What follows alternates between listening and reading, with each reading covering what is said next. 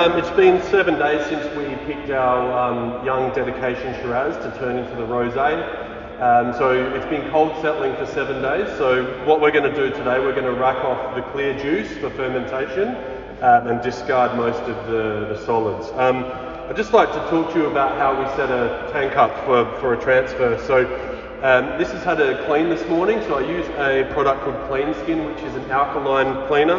What we do is we circulate it through the pump.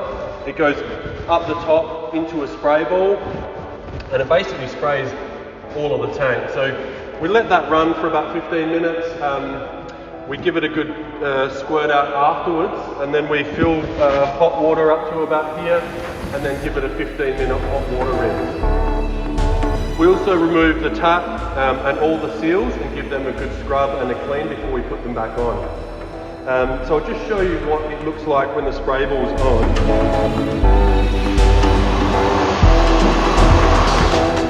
Okay, now it's time to put the door seal back on. So we remove these every time, give them a really good clean and a hot wash. So I'll put that back on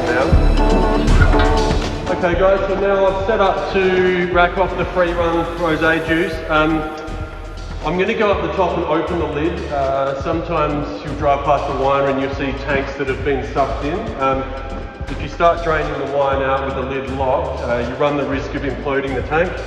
So I'll head up there, open that lid. I'll put some dry ice in this tank, and also we're going into tank 20, so I'll put a big scoop of dry ice in tank 20 to stop the wine oxidizing.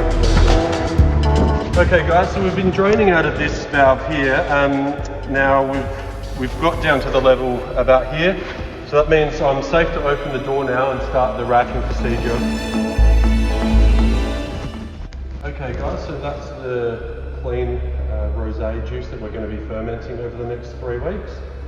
A little bit of that colour will dissipate during fermentation and other procedures, but yeah, I'd like to keep a nice sort of a beautiful nice red colour in the final rosé. Okay guys, so this is a racking plate.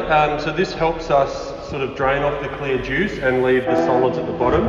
So we'll slowly be lowering it down into the wine as we draw the wine out. And I'll show you what the solids look like when we get there. So I've racked it down. I've taken some of the fluffy solids on the top into the ferment, but I've left the hard solids. I'll just show you what they look like compared to the juice that we've racked off. So that's what the solids look like.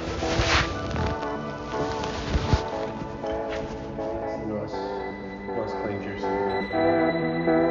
Okay guys, so I'm just going to repeat that process for the pressings. Let those juices warm up and we'll inoculate them probably tomorrow. Those solids don't get wasted. We send them up to a company called Tarek. They extract the sugar and they make a neutral spirit out of it, which we will then buy back off them to make our Bastardo port later in the year.